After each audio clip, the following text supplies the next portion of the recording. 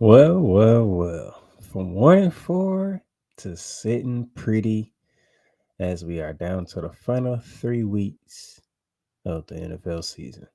But we have a trap game coming up as we head to MetLife Stadium to take on Aaron Rodgers and the Jets.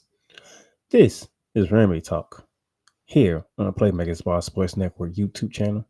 You can also listen to it live on the Facebook channel on the Playmakers Blog Network and on LinkedIn. And it starts right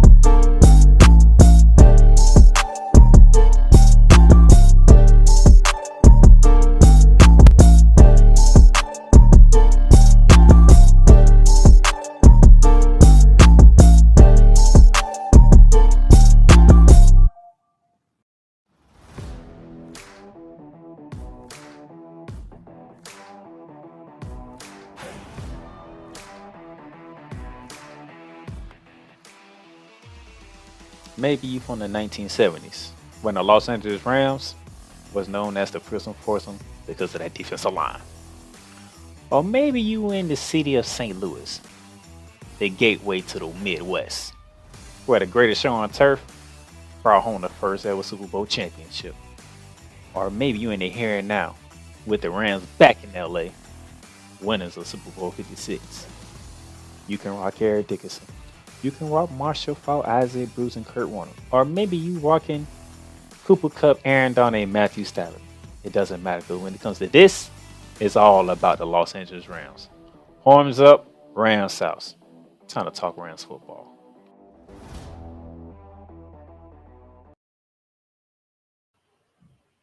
Good day, good people. How y'all doing today? How's Ramley out there? How's Ram Nation doing today? It is Thursday, December 19, 2024. They begin a week 16 in the NFL. Yes, we are in week 16. 3 weeks to go. Yeah, this week 17, week 18. That's the end of the NFL regular season. We'll be off to the playoffs. And speaking of playoffs, will the Rams be a part of the playoffs? They're sitting really pretty right about now. We're going to talk about all of that, okay? So I'm not going to take too much of your time. First and foremost, happy holidays.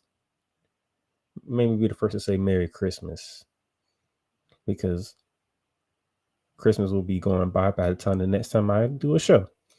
Because I don't know when I'm going to do next week's show. Because I'm going to talk about that towards the end of the show. I could do it Thursday as usual, or I might do it on a different day because I got news about the Cardinals game for next week. So we'll talk about all that. But first, let's go ahead and jump right into it. And I have no news for you right now. So we're just going to jump right into it. It was Thursday night football. It was the Rams. It was the 49ers. It was round two. The Rams have not split the 49ers since 2018. There was the opportunity to do so. And it became one of the lowest scoring games in this rivalry's history. Rams 12, 49ers 6. The Rams swept the San Francisco 49ers, and it was led by the defense. The defense led the way.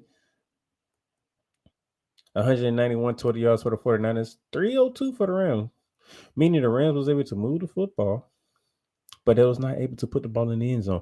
Josh Carty went 4 for 4 on field goals. Good to see that our rookie kicker is getting back to his kicking ways and making field goals.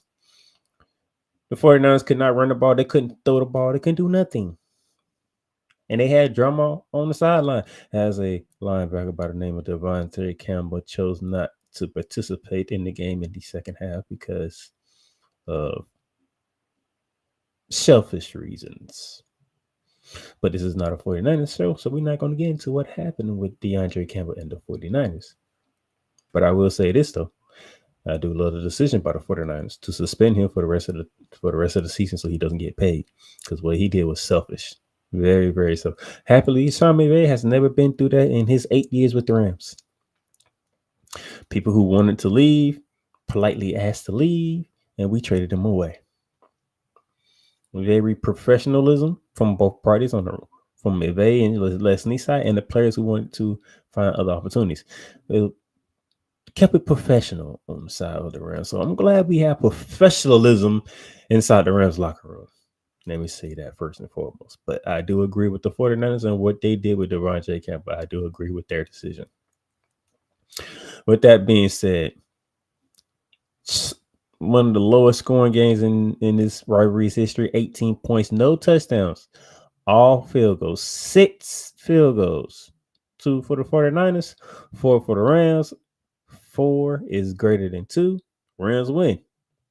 Great job. Very, very great job by the Rams. All right. Was it? All right, popping numbers. Matthew Stafford 16 for 27, 160 yards. No sacks. No turnovers. 2 games in a row. No sacks. No turnovers. Against a Buffalo Bills defense and against a 49ers defense. Very well done, offensive line. You're doing very well. Kerryon Williams, 29 carries, 108 yards. Puka Nacua, 7 catches, 97 yards. On the 49ers side, Brock Purdy, 14 for 31, 142, and an interception. Shout out to Darius Williams getting D-Lone interception. D-Lone turnover the entire game, which sealed the game for the Rams with the 12-6 win. Go, their third string running back, 16 carries, 57 yards, came right back from that foot injury. Deebo Samuel, who was complaining about not getting enough targets, had a chance for a touchdown and dropped it. I'm pretty sure he's still sick to this moment in day. So a lot of Rams fans that are Deebo Samuel fans are still rejoicing right now because yes, Deebo, you talked on social media, you had the opportunity to score and you dropped it. When I say you had the opportunity to score, because you would have caught that ball on stride, there was no Rams defender able to stop you from getting to the end zone. From what I saw. So yes, Deebo, you dropped 6. The crazy thing is you lost by 6. So Deebo, argument can be made. You helped cost your team the game. Go figure. Nevertheless, Matthew Stafford took what the defense gave him. Didn't put the ball in harm's way. Made the one throw down the field to Puka Nacua when it was needed. We kept running the ball. 29 carries for Kerryon Williams. As you can tell, we kept running the ball. Kerryon Williams is top 5 in the league in rushing. I hope y'all know that. Despite everything that has happened, I hope y'all know Kerryon Williams is top 5 in the rushing yards. I hope you know that. I think he's 3rd. I think he's right behind Saquon Barkley, who's running away with it, Derrick Henry, and then this Kerryon Williams. I hope y'all know that. I hope y'all realize that. Just want y'all to know that he's top 3. He's in the top 5 in rushing yards. He's top 3. Just want y'all to know that, man. So, great showing. Defensive battle. Ugly offensive game. We came out on top. Okay? This is what I want y'all to know, that we came out on top. And with that, the Rams are in the 4th spot in the NFC. As you can see, the Lions, the Eagles, and the Vikings have clinched playoff spot. That's why they are in the green box. The Rams, in the blue box, are in the 4th seed all of a sudden. And then the Seahawks are right there in the 8th seed with the Cardinals sitting in the 10th seed, and then the 49ers at the 11th seed. So we're going to take our long commercial break here, and when I come back, I'm going to explain to you, those who don't know or maybe forgot, how this came about. We'll be back. Join the transporter to Hades. Your butt and gut becomes one.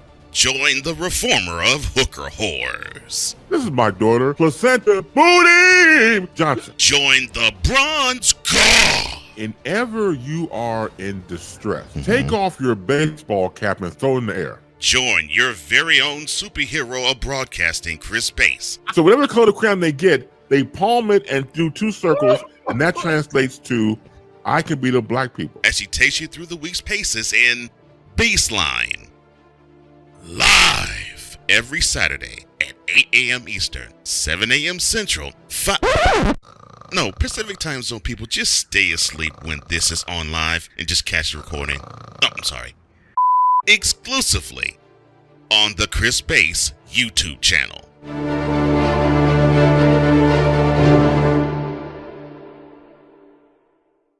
Welcome, ladies and gentlemen, to another edition of Into the Net FC.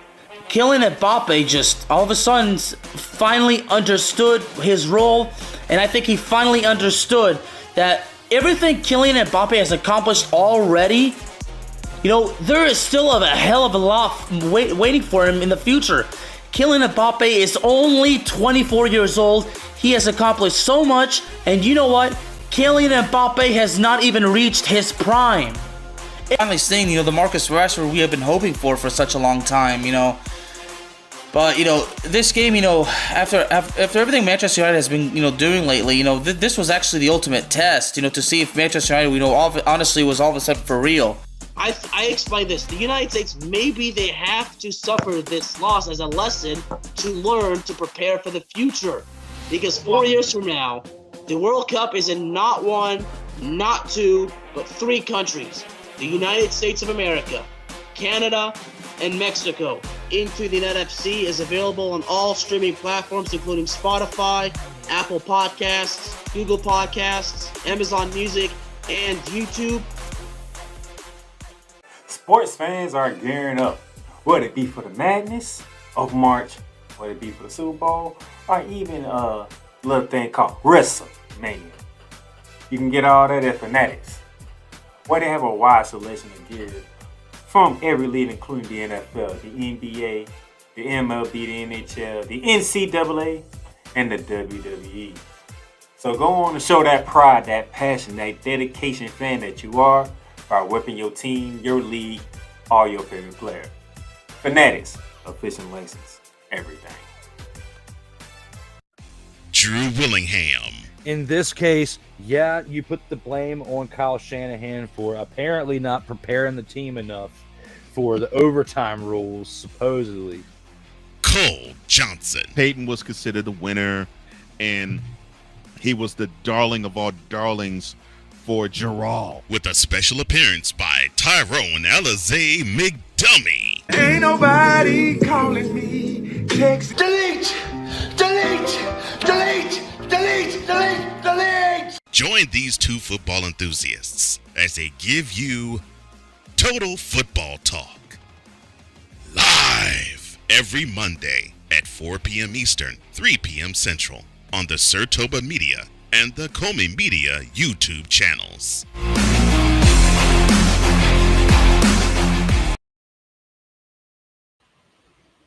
All right, ladies and gentlemen, welcome back to Ramily Talk here on this Thursday, December 19th, 2024. And as we left off, I was showing you that the Rams are sitting in the 4th spot in the NFC playoff picture now. All of a sudden, obviously, the Eagles, the Lions, and the Vikings clinched playoff spot. No division has been clinched. All the divisions are still up for grabs and all that good stuff. But no division has been clinched, but 3 playoff spots has been clinched.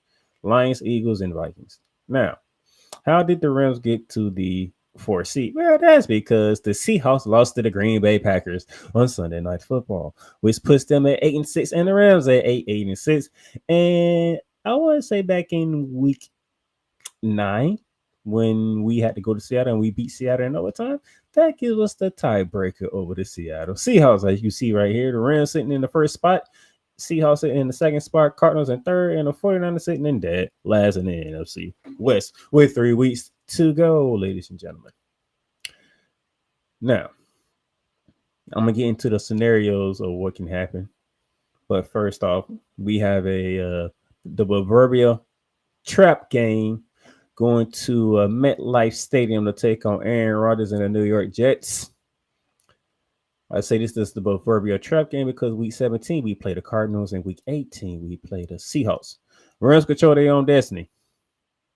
And they can make their destiny a lot more easier if we don't take the Jets lightly. The Jets are coming off a win down in Jacksonville, Florida over the Jacksonville Jaguars. Devontae Adams had 100 yards receiving, a couple of touchdowns. He has over 100 yards of his receiving touchdown in his career. Congratulations to Devontae Adams. Aaron Rodgers was having fun. So they are feeling pretty good. 1 p.m. on CBS. That would be, I want to say, 10 a.m. on the West Coast. Rams are favored by 3 on the road going to MetLife. It is December. It is New York, so it's most likely going to be cold as hell going there. Might see some snow. You never know in New York or New Jersey, should I say. Nevertheless, we cannot take this game lightly, all right? As you can see, here are the season numbers for the teams. Matthew Stafford and Aaron Rodgers both throwing for over 3,000 yards. 19 touchdowns for Stafford, 7 interceptions, 23 touchdowns for Aaron Rodgers, 8 interceptions. Carry-on wins over 1,100 yards rushing with 12 touchdowns. As you can see the numbers here, we cannot take this team lightly. Okay? We cannot. This is a must-have. And I say this for a couple of reasons here because, number one, you beat the Jets, you can chill and watch the afternoon games because the Seahawks play the Minnesota Vikings. The Minnesota Vikings is traveling to Seattle. The Minnesota Vikings are currently tied with the Detroit Lions atop the NFC North. So the Vikings are coming to Seattle on a mission to win and try to capture the NFC North and capture the 1 seed at that.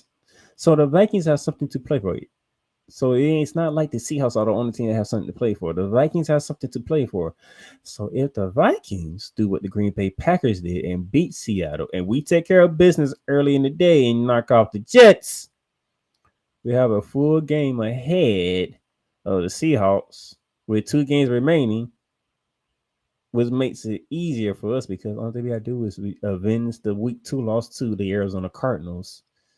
And we win the NFC North with week 18 not even mattering. Nevertheless, we lose this game. Seahawks beat the Minnesota Vikings. If we going to flip it, Seattle's back in first place, but we control our own desk because it's got to win week 17 and 18 in, which means beating the Cardinals, beating the Seahawks, and we win the division. But let's make it easier on ourselves. Okay? Let's make it easier. Go to MetLife. Take care of the Jets. Take them down. And then we can look at week 17 in a different light. We still got to win week 17 regardless. But we can look at it in a different light. That way we can make sure we can take it easier on week 18 if we need to.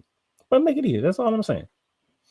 But we cannot take this game like this is the Bavaria road trap game here. Gonna be flying across the country to New Jersey.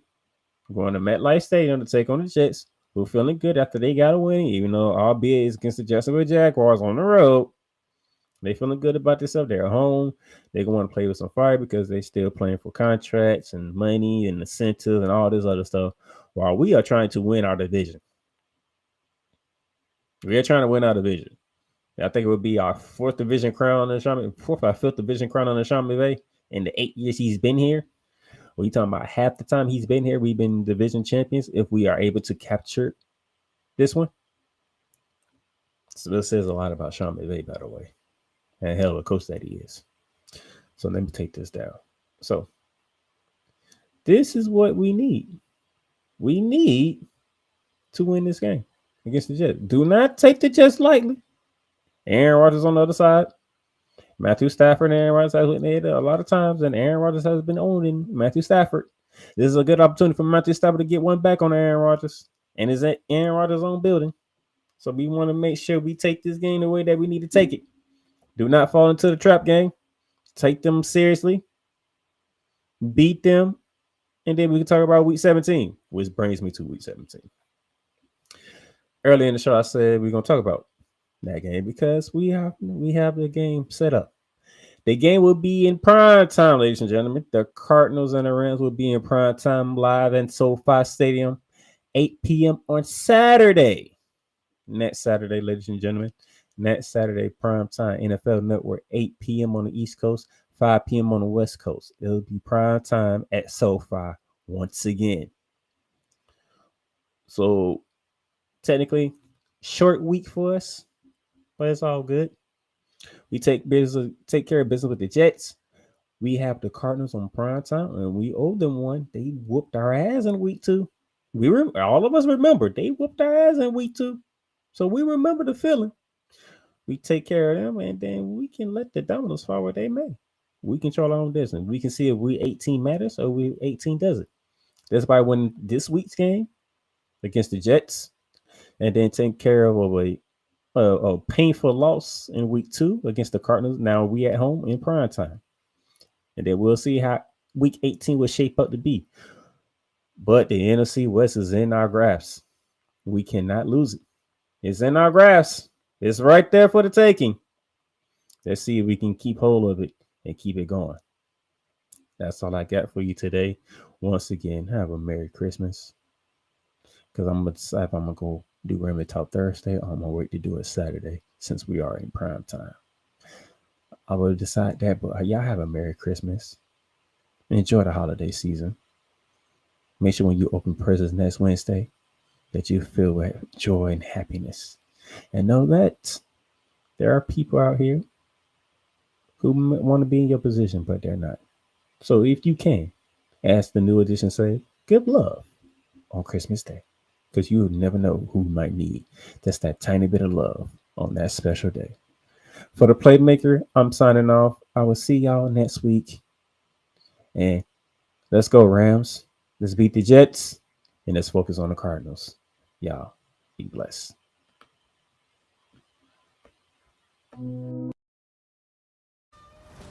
Thank you for tuning in to Ramily Talk.